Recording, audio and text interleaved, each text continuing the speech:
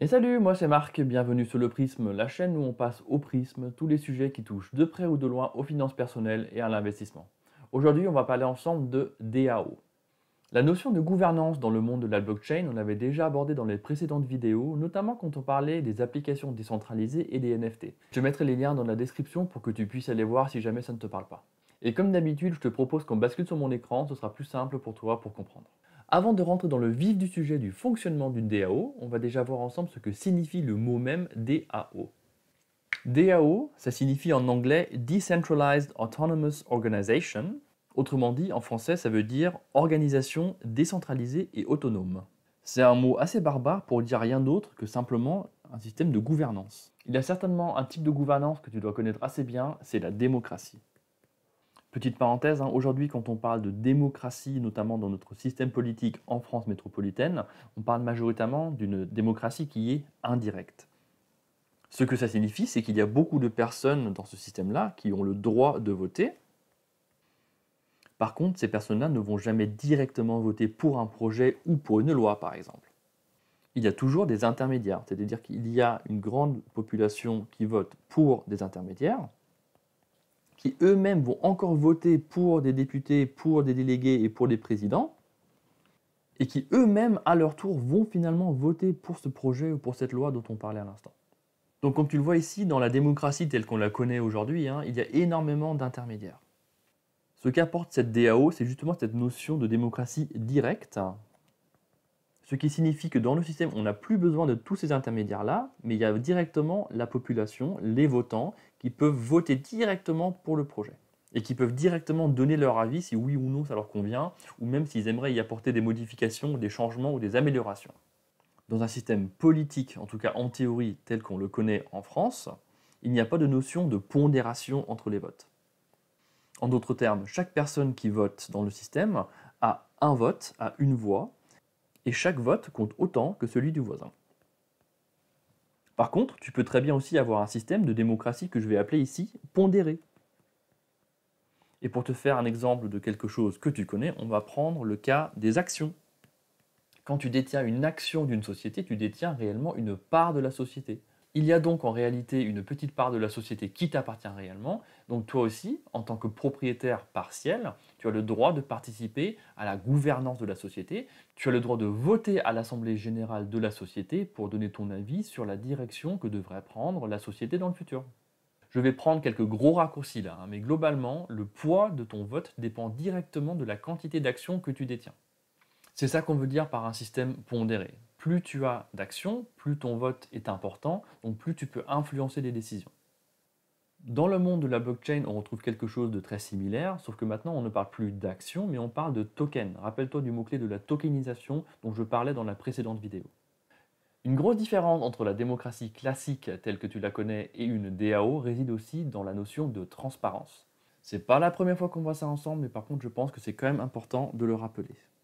Si on prend un peu de recul, admettons, voilà, il y a un vote de quelque chose, il y a 10 000 personnes qui participent, il y a 10 000 personnes qui se rassemblent, qui prennent un petit bout de papier, qui cochent une case et qui mettent ce petit papier dans une boîte.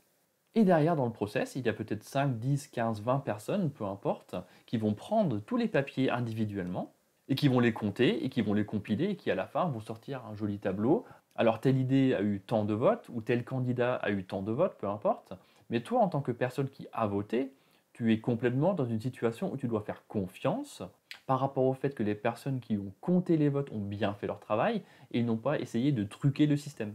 En d'autres termes, tu fais partie d'une démocratie, donc tu votes pour quelque chose, donc tu pars du principe que ton vote sera comptabilisé correctement, mais au final, tu n'as pas d'autre choix que de faire confiance au processus et tu n'as aucun moyen de t'assurer que ton vote a effectivement bien été comptabilisé comme il faut.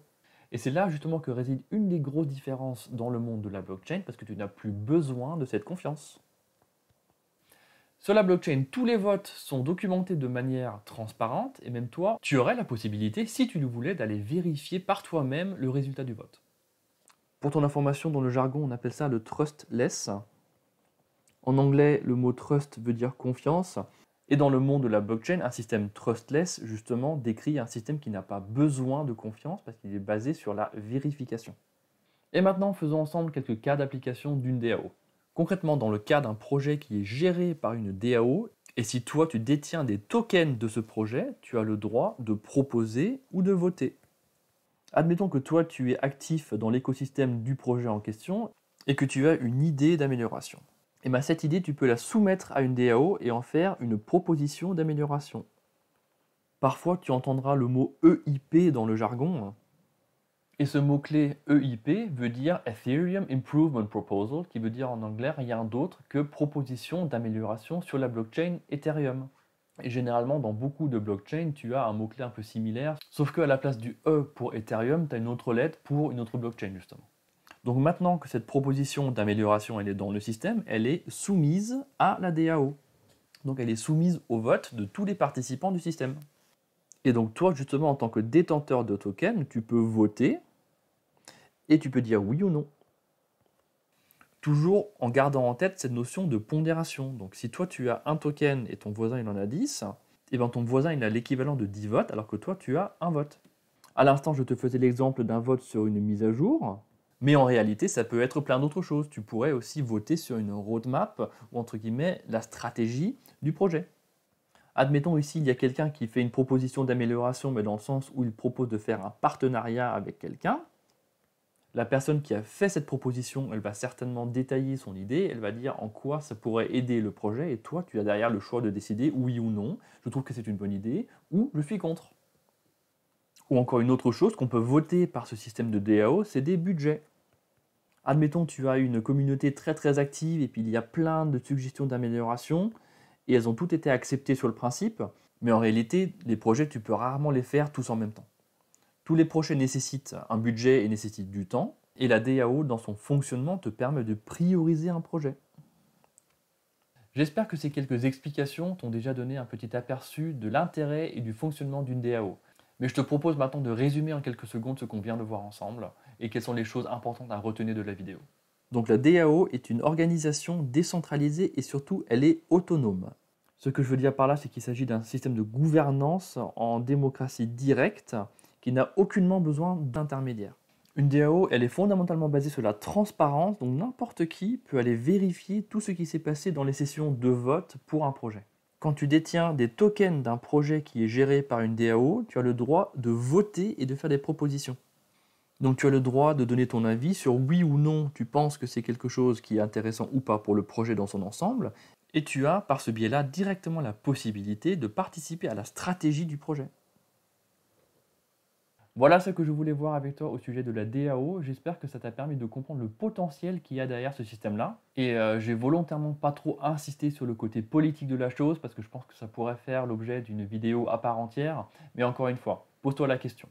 S'il y a quelqu'un qui est bien ancré dans le système politique actuel, qui voit ce fonctionnement-là, eh bien, est-ce que tu ne penses pas que, par exemple, un député qui est justement l'un de ces intermédiaires dont on parlait tout à l'heure dans la vidéo, ne se pose pas la question par rapport à son rôle et à sa position dans le futur? Là aussi, quand tu as certains personnages politiques qui parlent de la blockchain et de la technologie qu'il y a derrière et qui ne s'expriment pas toujours en faveur de cela, eh ben peut-être que ça peut te donner quelques éléments d'information qui peuvent t'aider à comprendre leur réaction. Voilà donc la fin de cette vidéo, j'espère que tu as appris quelque chose, j'espère que ça t'a été utile. Si jamais tu connais quelqu'un qui, à ton avis, serait intéressé par cette vidéo, n'hésite pas à lui partager. Et comme d'habitude, tu connais la musique, un pouce bleu, un abonnement, ça aide énormément la chaîne, ça me soutient et ça me donne de la visibilité. Merci beaucoup d'avoir passé ce temps avec moi et je te dis à très bientôt sur le Prisme.